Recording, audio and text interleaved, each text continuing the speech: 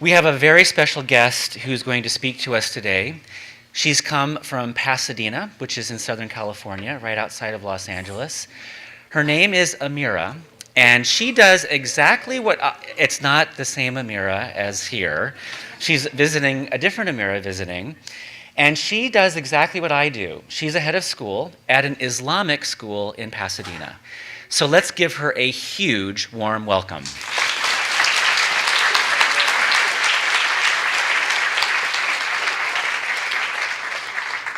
Good morning, everyone. How are you guys today? It's Friday, yay. I like that. So, okay. All right, I thought we'd have a little bit of some slides that might make this more interesting. So first of all, I just want to say thank you to your wonderful school head to invite me today, and I'm really excited to be here and honored to share some thoughts with you. So when Dr. Erickson came to me first to ask me to do this talk, I don't know why, but an image popped into my head. Let me just make sure. Yeah. A popcorn kernel. Does anybody like popcorn in here? Yeah. Okay. So we don't really like them in this form, right? They're just sort of, they haven't quite popped out yet. But the word kernel has a sort of a meaning that by definition is a central or essential part, and I hoped that I might give you a kernel of wisdom here today. We will start with the unpopped popcorn at the beginning, and we'll come back to popcorn at the end. So from a very early age, I believe I started learning lessons about how we as human beings can be different in so many ways, but that's not as important as how we are in so many ways the same. Like how we all want to be shown kindness, how we want to be accepted, loved, and befriended, how we want to be part of a family, a community, how we want to be understood. So a long time ago,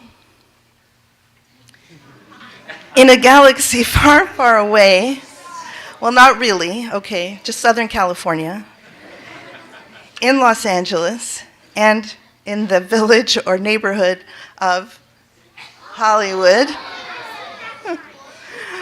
I was born to two parents with very different backgrounds. My mother grew up in a small town called Dexter, Missouri, and I'd be surprised if anybody knew where that was. The youngest of four children, her grandparents from German and French heritage, she was Catholic. My father grew up in a small village in Palestine, the second oldest of 13 children. He was Muslim.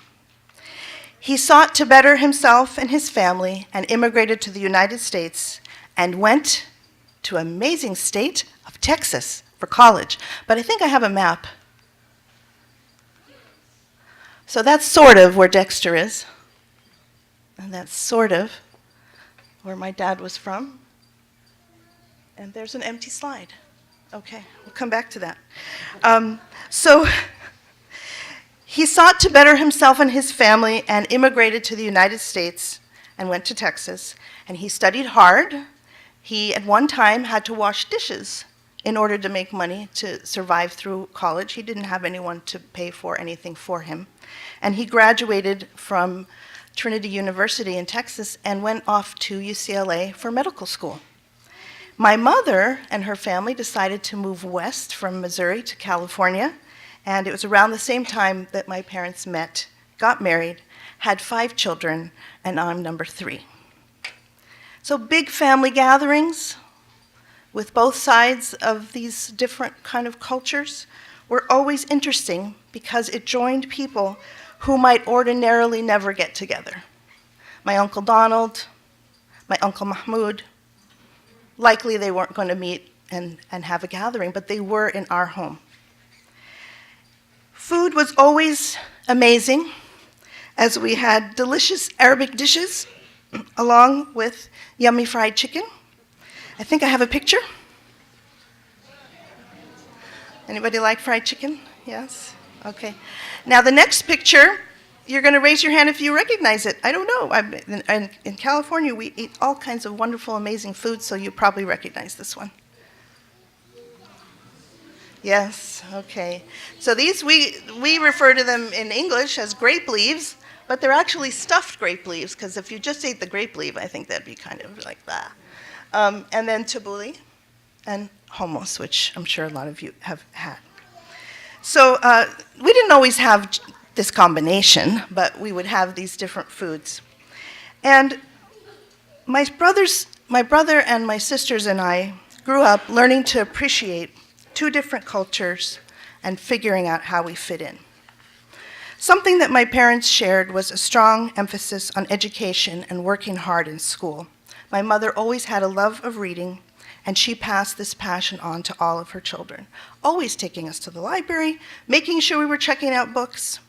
And my father was a role model to us as well, knowing that it took a great deal of courage from him to move from one country to another, to learn and study in a language different from his first language, to have no one but himself to rely on, and to pursue a very difficult career. But the other thing, so books, lots of nice books. Okay, so enjoy the books. So I'm going to talk about the other thing, in addition to education. I'll just go to the next slide. That was always present in my house growing up was respect.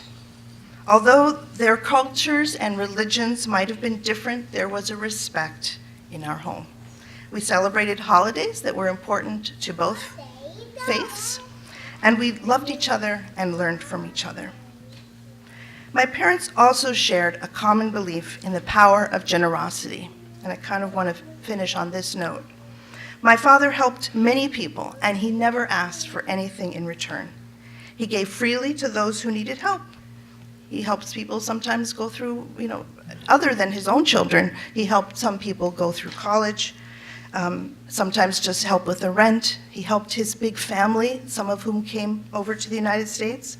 He never turned anyone away or made anyone feel bad for asking. And I think my experience being raised in this multicultural, loving, and generous home prepared me to have an open heart and open hands.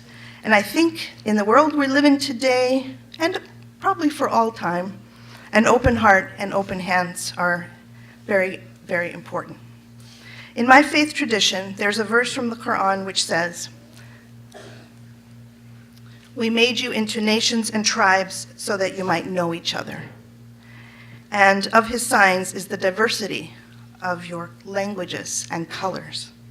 So we believe that diversity is part of the plan, and we must open our hearts to get to know each other and become better for knowing one another. And we must be ready with our open hands to be loving and generous. And I wanted to share with you, before I get to that, we all think we're nice and kind, but sometimes we want to push those limits a little bit, be extra kind or extra generous or extra thoughtful, do something unexpected. I want you to think of ways you can open your heart and be part of this. So somebody needs a pencil.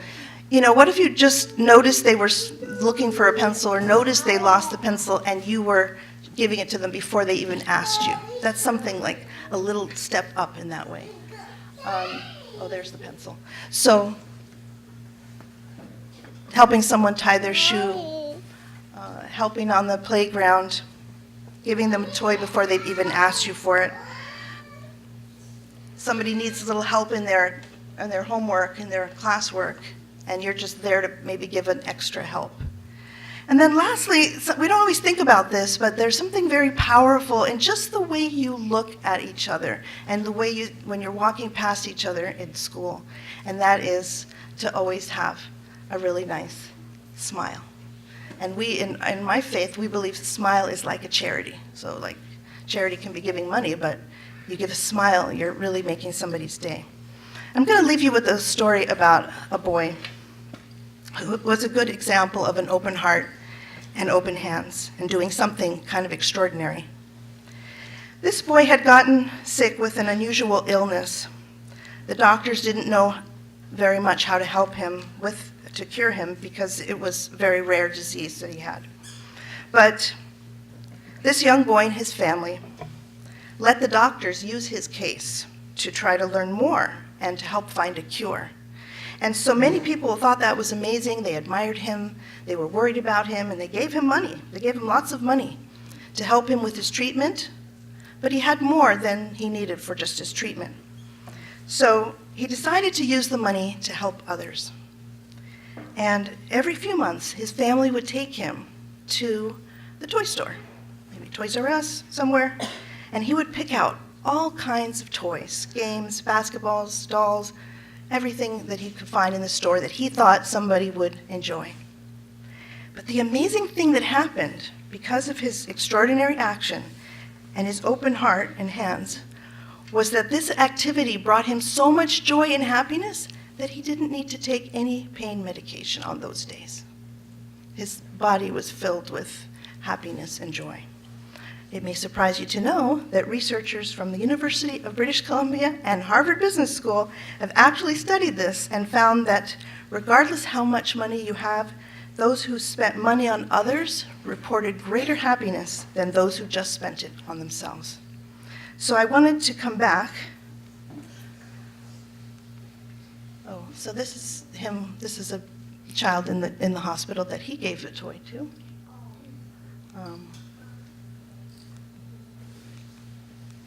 It's not coming. Huh? Huh? Oh, it's there.